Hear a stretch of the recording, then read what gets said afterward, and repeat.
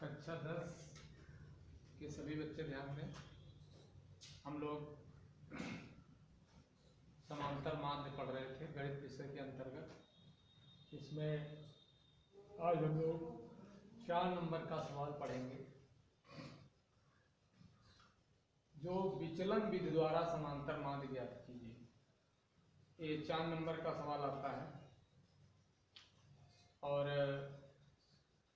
ये भी बहुत ही आसान है।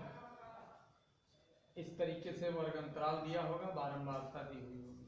वर्ग अंतराल 10 से 30, 30 से 50, 50 से 70, 70 से 90, 90 से 110 और 110 से 130।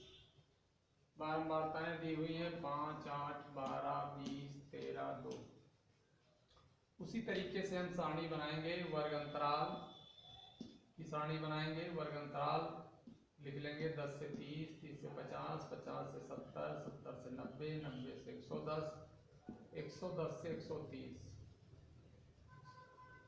इसके बाद जो दूसरा कॉलम जो हम लोग बनाएंगे, पता है मध्यमान बनाएंगे। मध्यमान का, और मध्यमान को यक्ष से लिखते हैं। मध्यमान हम पहले भी बता चुके हैं, ये वर्ग अंतराल की निम्न सीमा और उच्च सीमा को जोड़ करके 2 से भाग देते हैं। तो देखेंगे 10 और 30, 40 हो गया, 40 के आधे 20 हो गए। 30, 50, 80, 80 को 2 से भाग करेंगे 40 आएगा। 50 से 70, 120 हुआ, 120 का आधा 60 और 70, 90, 160 हुआ, इसका आधा 80 हुआ। ये 90 प्लस 110, 200 हुआ, 200 को 2 से भाग करेंगे 100 आएगा। और ये हो गया 240, 240 को 2 से भाग करेंगे 120 आएगा। इस तरीके से वर्ग अंतराल दिया होगा तो हम मध्यमान निकाल लेंगे। अब बात आती है कि हम ए कहाँ से मानेंगे। ए हमने पिछले सवाल में भी बताया था। पिछले सवाल में ए जो मानेंगे हम यक्ष से मानेंगे, यानी मध्यमान से मानेंगे। और बताया था हमने बीच की संख्या मानेंगे। तो इसमें बीच की संख्या में बिल्कुल सही इसमें चूंकि 3 और 3 6 संख्याएं हैं, तो या तो हम 60 को मान लें या 80 को मान लें। 2 में से किसी को भी हम मान सकते हैं। चाहे बिल्कुल बीच की संख्या नहीं मिल रही है तो 60 या 80 में से किसी को हम मान सकते हैं। तो इसमें हमने 60 को मान लिया है ए, यहाँ पे हमने ए लिख दिया है। और हम 80 को भी मान सकते हैं, तो बीच की ये हमने मान लिया। फिर बारंबारताएं दी हुई हैं, वो लिख लेंगे 5, 8, 12, 20, 13। ये आपको सवाल में दी हुई होंगी। इनका हम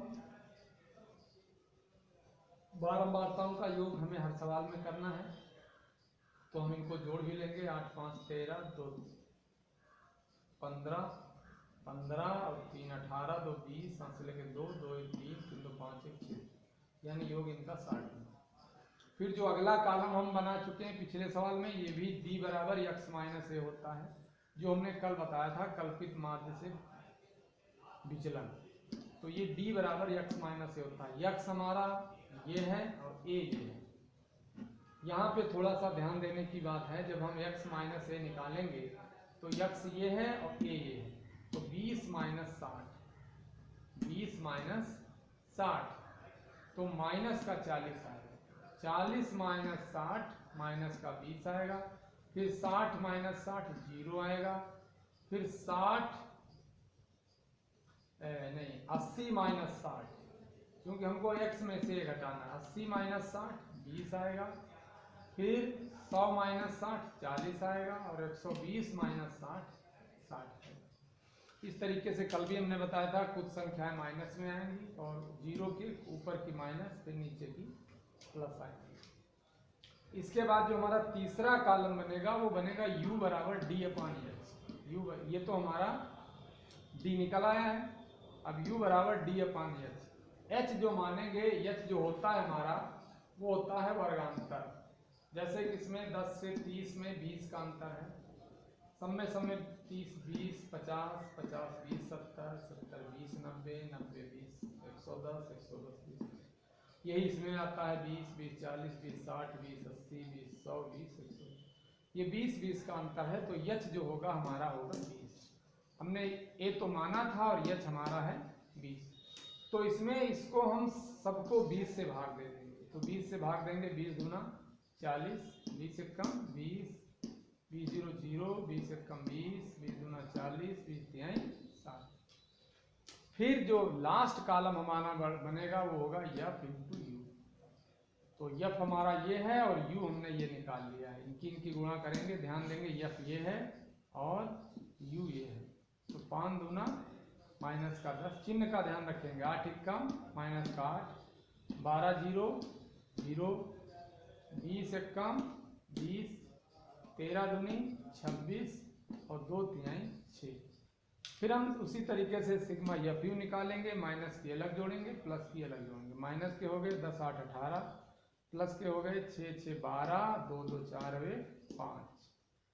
इनको फिर जोड़ लेंगे, प्लस के 52 है, माइनस के 18 है, विपरीत चिन्ह घट जाएगा। 12 में से 8 गए 4 और 4 में से गए 3, 34 आ गया। अब हमारा समांतर माध्य का ये लास्ट फार्मूला है 4 नंबर के सवाल के लिए। समांतर माध्य बराबर ए प्लस सिग्मा एफ यू बटे सिग्मा एफ इंटू एच। बच्चे इसको भी याद कर लें। ए हमने कितना माना था 60, सिग्मा एफ यू कितना आया 34 और सिग्मा एफ कितना आया 60 इंटू एच हमारा है 20। इसको काट देंगे, 20 एकम 20 तिहाई 60, तो बराबर हो गया 60 प्लस 34 बटा 3। 3 से इसको भाग करेंगे तो 3 एकम 3, 3 एकम 3 दशमलव, ये 11.33 आएगा। जोड़ देंगे तो यह आ जाएगा 71.33। यही हमारा आंसर है। तो इस टाइप के कम से कम 5 सवाल आप लगाइए अपनी बुक से, और इस तरीके से आपका समांतर माध्य लगभग पूरा हो चुका है।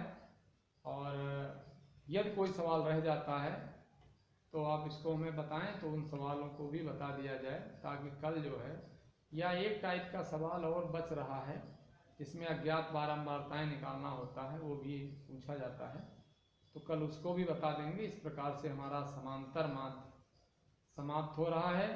परंतु जब तक आप अभ्यास नहीं करेंगे इन सवालों का, तब तक आप ये नहीं समझ पाएंगे कि कहाँ पे हम नहीं समझ पा रहे हैं। उसको आप पूछ भी सकते हैं। इसलिए आप कम से कम इसके 5 सवाल अवश्य लगाएं, तो आपका ये समांतर माध्य तैयार हो जाएगा। हैंस ऑल।